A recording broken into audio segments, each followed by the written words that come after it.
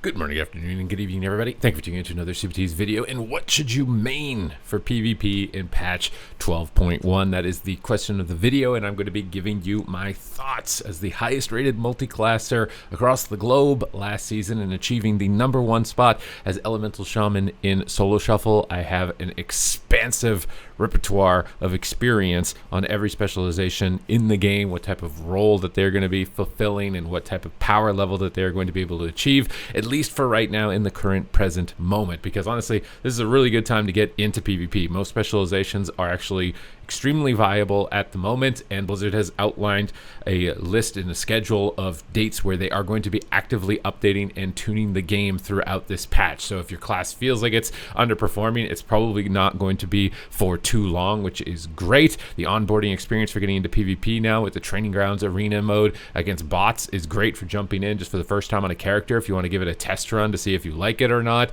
or just to practice in general, or to update your UI and make sure that everything is working correctly, or try some new talents. I've really been enjoying my time so far on patch 12.1, and I actually have a lot of confidence after the most recent round of changes that they just announced on Friday, moving in onto Tuesday, as far as improving it from where it is at and fine-tuning it for what could potentially be one of the best PvP seasons of all time that you absolutely do not want to miss out on. So obviously there are a lot of specializations in the game, and it really depends on what type of role that you want to fulfill in the match. Now for myself, I do prefer kind of range DPS hybrids as like a main playstyle. I really like Elemental Shaman, Balanced Druid, and Shadow Priest for that reason. I like off-healing support, aiding my healer while also dumping out damage over time effects and dots. That's kind of my flavor. That's my playstyle. And right now I would say out of those three, if that's something that you're also interested in, is that Balanced Druid is leading the charge right now. It actually has a pretty remarkable amount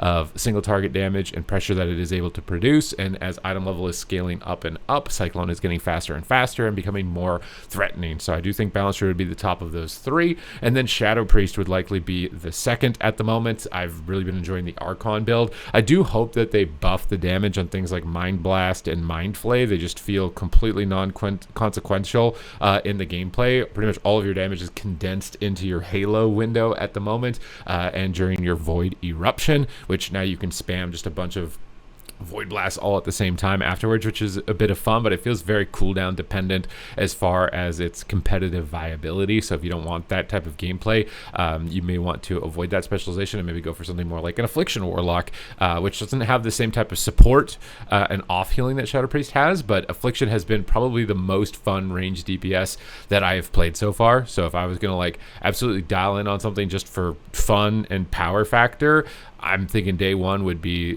something like the Affliction Warlock, and that's unfortunately because Elemental Shaman, which I have been playing some lately, which I enjoyed a lot in Season 1, it feels like it's just not keeping up. It feels like it could use a little bit of a tune-up on its Lightning Bolt and its Lava Burst, similarly to Shadow Priest at the moment. It feels like it can take quite a long time in some matches when healers are involved in order to execute on a win. Now, maybe that's going to change a bit, obviously, because they are bringing down healing and bringing up damage across the board on Tuesday, so I'm gonna maybe hold those thoughts in reservation. I'm probably going to be logging into pretty much every specialization in the game and testing them out with full honor gear to really lock in on what I want to go for at the moment. But item level at the moment is actually scaling, I believe, to 310, so we're not playing at 298 actually, as you may believe you are if you've been farming your gear. All the PvP modes have actually been scaling our characters to what I believe is 310 or close to 310. So we've been getting actually a pretty decent testing experience as far as your item level, but we don't have the set bonuses either. That could play a huge factor as well moving into the game. But the main thing I want to just let you guys know is that I wouldn't be afraid of picking something. You know, I feel like they're going to be doing a really good job with tuning this time around. It seems like the first round of changes are pretty much on the money across the board. They've listened to feedback, which is something that's very important. So if you do have feedback, relay it. I think the most recent example of that was the Ret Paladins, right? Ret Paladins were struggling. They were complaining like all we had to have is healing and defense and we don't do any damage, and they just bumped up all your damage buffs, brought down some of your utility, and now a lot of Ret Paladins are very happy and excited. So that's my main goal here with my content as well, is to try and relay feedback so that all the specializations can feel as fun and fantastic as they can. But I do recommend that you also relay your feedback through the proper channels in order to deliver it to Blizzard, because they seem to be the most responsive probably of all time, for all of the complaints that we've had in previous seasons with regards to PvP, it seems like they are addressing on the spot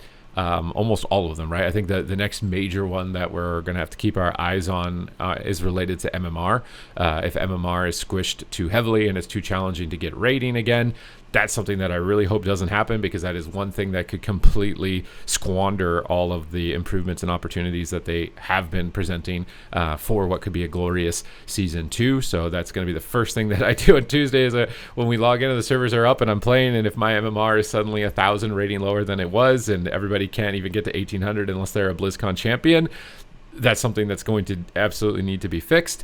I'm a bit concerned about healer balance. Right now, I would say that Holy Priest, debatably Resto Druid, I think, are kind of leading the charge, which was unexpected. I don't think anybody anticipated Holy Priest to actually end up being on top, but it did receive quite a few enhancements for PvE reasons. I think those are starting to leak over a bit into PvP over time, and it's actually just doing an insane amount of throughput. Prayer Mending and its mastery provided a huge amount of healing. It would be basically the healer that I would recommend to you at this point. It's very straightforward and easy to get into as well. So if you're just trying PvP for the first time and you want to heal, or you just want some instant Qs, because healers generally get instant Qs, then Holy Priest is probably the one you want to go for. If you want more advanced experience, then Resto Druid is a great option right now. It's basically just Discipline Priest just kind of trailing behind a bit because the game has slowed down, and so having the extra amount of damage that it has, which was also nerfed, isn't necessarily as valuable. What matters more is being able to have longevity in a match and being able to go the distance, and Disc Priest is not exactly known for that, at least not in all capacities at the moment. I would say that the crowd control changes I enjoy them. I enjoy them a lot. The snare removal, you can actually walk around now in a battleground or an arena without being 99% snared RP walking. That's so good.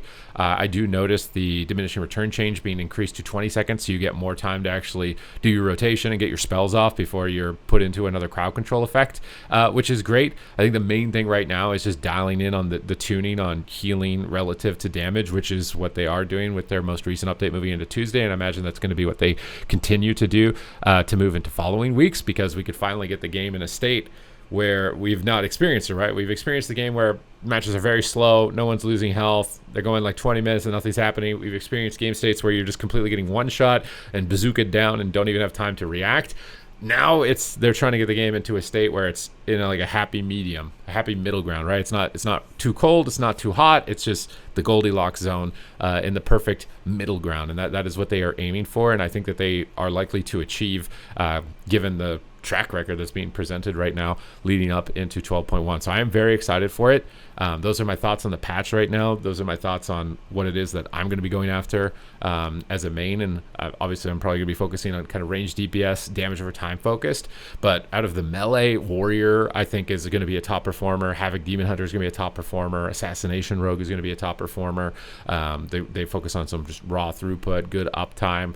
At the moment, they benefit from the crowd control changes and benefit from not dying just immediately in a one shot to a stun. So I've been having a good time with it, bouncing around onto different classes. I think it's probably one of the best times to come back into the game, and they seem to be very attentive and communicative at the moment as well. So pick anything really that you're really focused on, but those are my thoughts on the ones that are going to be like kind of some initial top performers. I'll be relaying information to you guys on the channel, so if you want to support and stay up to date with news, then smash that subscribe button. Your support is greatly appreciated. Other than that, thank you guys very much for watching, and I will see you in the next one.